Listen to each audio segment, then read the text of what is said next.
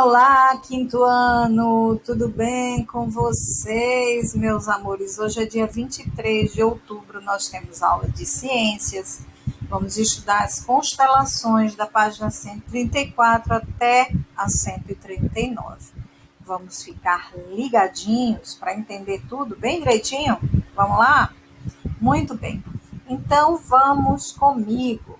Diferentes civilizações do passado já observavam as estrelas e imaginavam figuras formadas por elas, como numa brincadeira de ligar pontos. Cada ponto observava o céu e criava suas próprias figuras, chamadas constelações.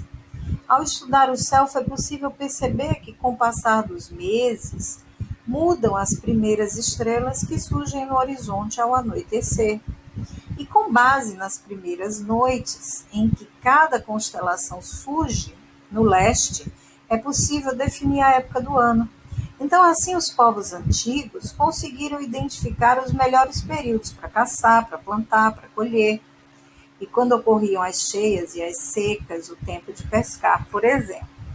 Então, aqui na letra A, nós vemos algumas constelações, assim como também na letra B. No hemisfério sul, a constelação que marca o inverno é a de Escorpião, que surge no horizonte no anoitecer da segunda quinzena de junho. Na letra A, nós vemos aí o céu do município de Campos do Jordão, em São Paulo. E no verão, a constelação que surge no horizonte logo após o entardecer, na segunda quinzena de dezembro, é a constelação de Órion. A representação que nós temos da letra B seria o município de Campos de Jordão, em São Paulo. Então, a definição de constelações. Com o desenvolvimento dos instrumentos de observação, foi preciso criar um padrão para que os astrônomos do mundo inteiro pudessem identificar as mesmas regiões do céu.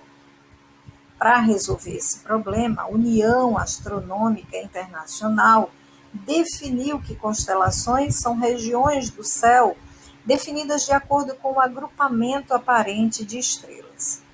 Então, em 1930, foram traçadas as 88 regiões do céu, que são as constelações oficiais que atualmente conhecemos. Ao observarmos a Terra, parece que as estrelas que formam uma constelação estão próximas umas das outras. Na verdade, as distâncias são enormes e algumas estrelas estão mais perto de nós e outras muito mais longe. Continuamos a criar figuras no céu e às vezes essas figuras podem unir estrelas até de constelações diferentes. Padrões aparentes, que geralmente são facilmente reconhecíveis, são chamados de asterismos. Então, aqui nós temos a primeira questão. Você vai ler o texto e vai responder. No hemisfério sul, o surgimento dessa constelação no início da noite caracteriza que estação do ano?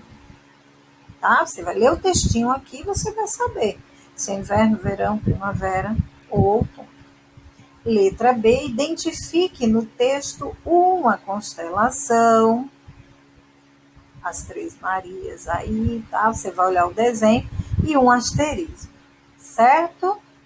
Continuamos a criar figuras no céu, tá? São desenhos que a gente forma, que são chamados de asterismos. Dá uma olhadinha aí para a imagem direitinho para você responder.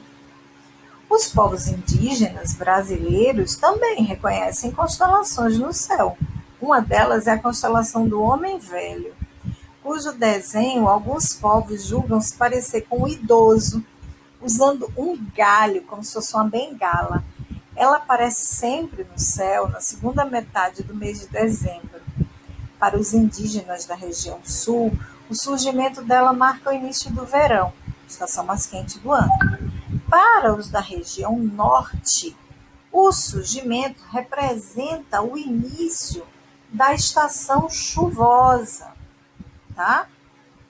Outra constelação importante para vários povos indígenas é a da Ema, Ela surge na segunda metade de junho, marca o início do inverno.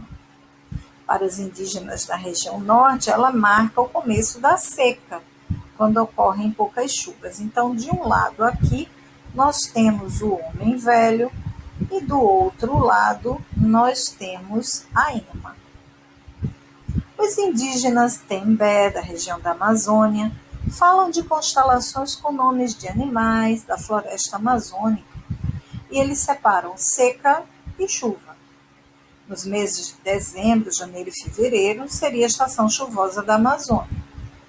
E nos meses de junho, julho e agosto, o período de seca. Você vai pesquisar no terceiro quesito livros, você vai pesquisar na internet ou em livros, constelações importantes para os indígenas e explicar os ciclos que elas marcam. Então vamos tentar prestar atenção aqui, vamos ver se vai pegar.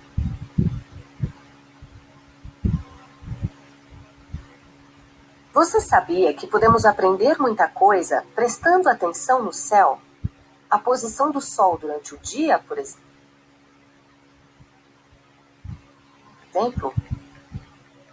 pode nos indicar a direção a seguir ou que horas são. As fases da Lua, por sua vez, têm influência sobre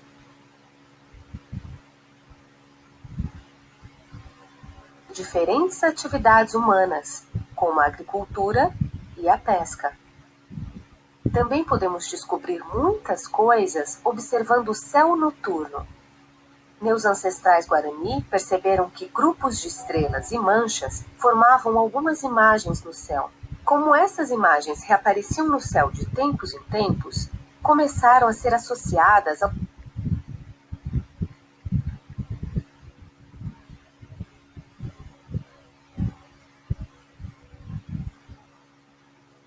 período em que elas estavam visíveis,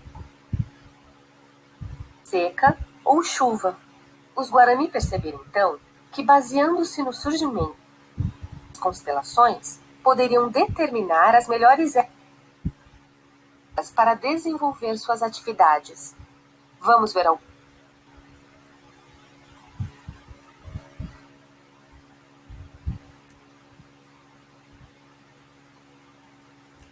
Na bandeira do Brasil estão representadas algumas das estrelas e constelações que nós podemos ver no céu do nosso país.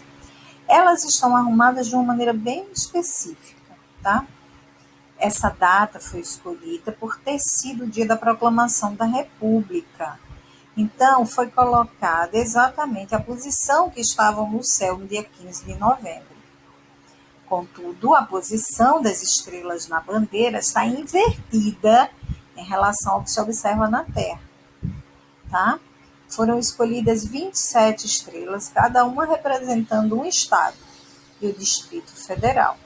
Então, aqui nós temos na letra A constelação Virgem, na letra B, Cão Menor, letra C, Hidra, letra D, Cão Maior, letra E, Carina, F, Cruzeiro do Sul, G, Oitante, H, o Triângulo Austral e o I, Escorpião, tá?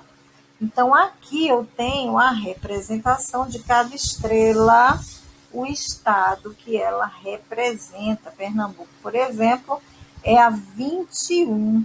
A 21, ela está aí na constelação de Escorpião, certo? Muito bem. Vamos lá.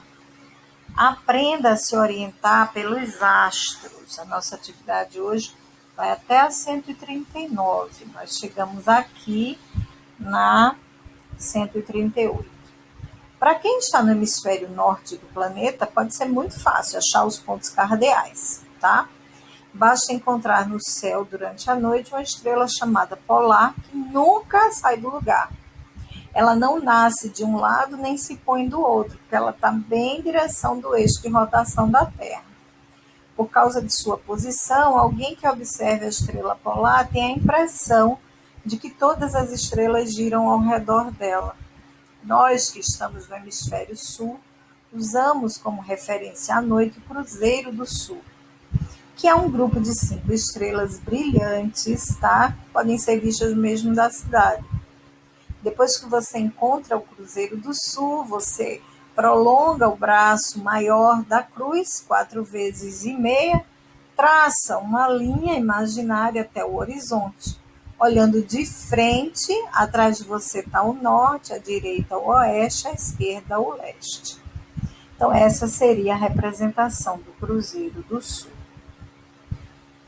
Bem, aqui nós temos também uma representação mais esquemática do ponto cardeal sul. E aí, quais são os corpos celestes que podem ser usados para indicar os pontos cardeais no hemisfério norte e no sul? E aí preencha o esquema aqui com as informações do texto. Agora observe, orientação no céu diurno, hemisfério norte e sul, sol, leste e oeste. Com base nesse esqueminha, produza um texto descrevendo como localizar os pontos cardeais com base na observação do sol. Não precisa de um texto, você pode fazer uma frase onde você me diz como se orientar pelo sol, tá? Através da observação do sol. Como encontrar o norte, o sul, o leste e o oeste. Ok? Tudo bem, quinto ano? Pois é. Agora acompanhe comigo esse pequeno vídeo. Vocês já ouviram falar dessa denominação? Mapas ou cartas celestes são mapas que foram utilizados pelos antigos astrônomos para grandes navegações, para identificar períodos de caça, pesca e agricultura. Mas como que eles faziam isso? Eles utilizavam 3 componentes. O primeiro componente são as estrelas. As estrelas, elas são esferas de plasma com muita pressão que produzem algum tipo de luz e são visualizadas aqui no planeta Terra. Eles também visualizavam nesses mapas constelações, que são uma junção de estrelas com um determinado formato. Apenas assim você consegue algum tipo de constelação. Ou eles também observavam galáxias. As galáxias são misturas de estrelas, gás e poeira condensada em uma grande mancha. Os mapas celestes, eles são muito antigos. O mapa celeste mais antigo encontrado, na verdade ele foi encontrado com a datação de mais ou menos 32.500 anos atrás, e ele foi esculpido em marfim de mamute, e era desenhado a constelação de Órion, aquela constelação que eu mostrei lá no começo da aula. O segundo mais antigo é um desenho numa caverna rupestre, onde os artistas fizeram as estrelas de Pleiades, que é uma das constelações existentes. Esse desenho tem aproximadamente 31.000 anos. O terceiro mais antigo, na verdade, é uma carta celeste desenhada numa gruta na França, que tem a representação da constelação de Touro, com 21.000 anos atrás de datação. Mas quando você pensa em mapa celeste, é importante que a gente pense em alguma coisa desenhada em um papel, em algum tipo de manuscrito, alguma coisa que a gente consiga ler e visualizar, não simplesmente esculpido em algum lugar ou desenhado na parede de uma caverna. O primeiro mapa celeste manuscrito foi encontrado nas grutas de Mogal, que é essa imagem que você está vendo aí. Essa imagem é da China. O pergaminho referente a esse mapa celeste, ele tem 210 centímetros de comprimento e 24,4 centímetros de largura. E tem a representação de mais ou menos 1.346 estrelas. Esse manuscrito foi datado de mais ou menos 700 depois de Cristo. Na sequência, uma outra datação bastante importante de manuscrito foi o manuscrito de um astrônomo chinês chamado Su Song. Esse manuscrito, ele na verdade foi um livro com 5 mapas diferentes, totalizando 1.464 estrelas. Esse manuscrito foi datado de mais ou menos 1092 depois de Cristo.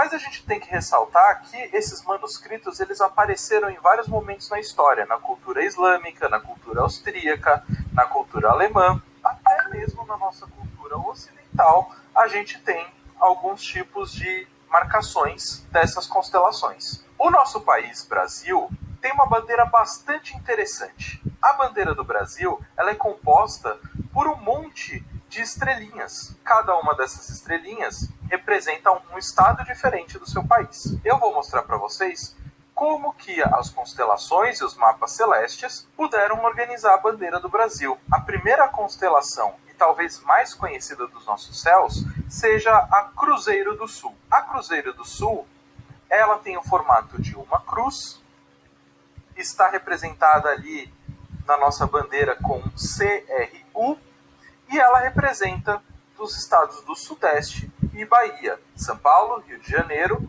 Minas Gerais, Bahia e Espírito Santo. É uma das constelações que mais é vista no Brasil e uma das mais fáceis de ver no nosso céu estrelado. A segunda constelação é a constelação de Escorpião.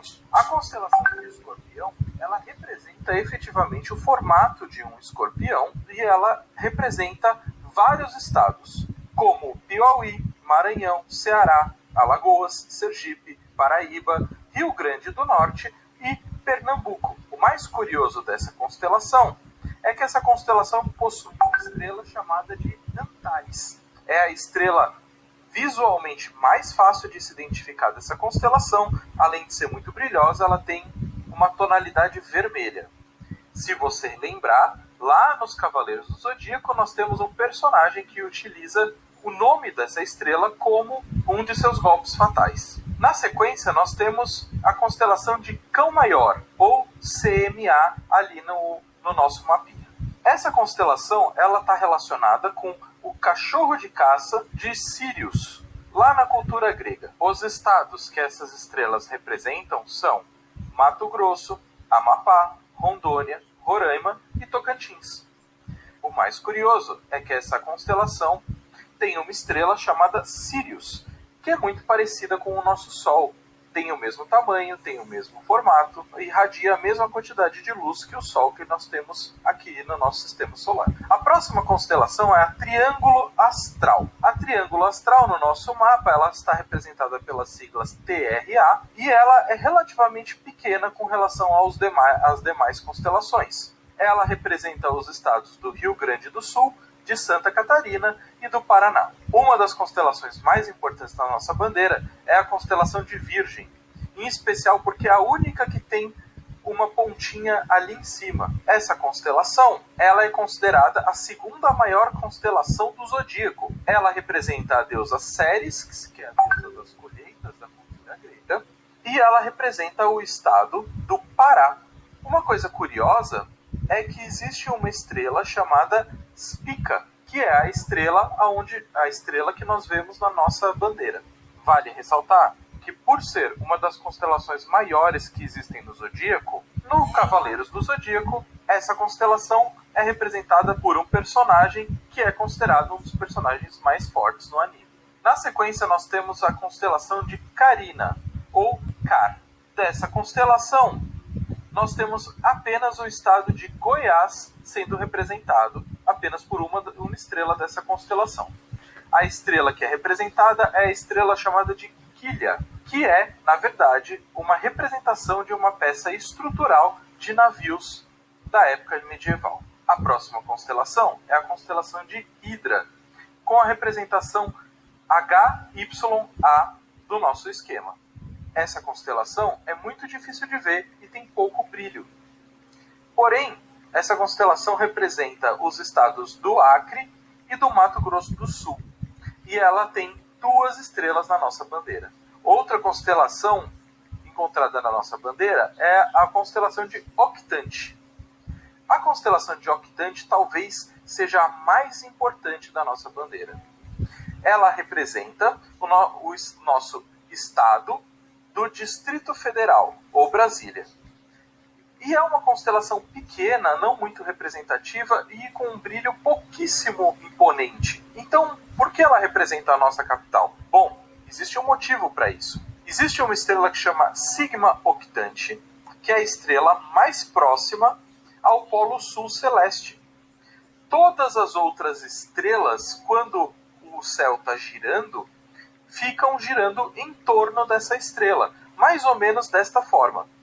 Então, o nosso Distrito Federal representa o centro da nossa nação e todas as outras estrelas giram em torno da Sigma Octante. Mas daí você deve estar me perguntando, existe só essas constelações? Eu ouvi falar de várias outras constelações dos signos do zodíaco, então vamos falar um pouquinho sobre os signos do zodíaco. Os signos do zodíaco são 13 constelações que ficam localizadas em uma faixa entre dois paralelos latitudinais. Nós temos mais ou menos o Sol permanecendo aproximadamente um mês em cada uma dessas constelações, sendo que a constelação onde o Sol permanece por mais tempo é a constelação de Virgem, onde ele fica 44 dias, e a que ele menos aparece é a constelação de Escorpião, que ele fica aproximadamente 7 dias. Vale ressaltar que quando nós falamos em signos dos zodíacos, nós temos 12. E qual é esse 13º que eu comentei com vocês? Esse 13º, na verdade, é um outro signo do zodíaco, que não aparece nos nossos signos de astrologia, e se chama Ophiuco. Outra constelação bastante interessante é a constelação de Cassiopeia. A constelação de Cassiopeia, ela também pode ser chamada aqui no Brasil de Taquaré, porque ela tem um formato muito parecido com um lagarto que a gente encontra no Cerrado brasileiro. Mas, lá na cultura grega, Cassiopeia era uma rainha muito vaidosa, que queria se comparar, a sua beleza queria ser comparada com a das Nereidas. As Nereidas eram um grupo de criaturas a qual a própria mulher do Poseidon fazia parte. Eram muito conhecidas por serem muito belas.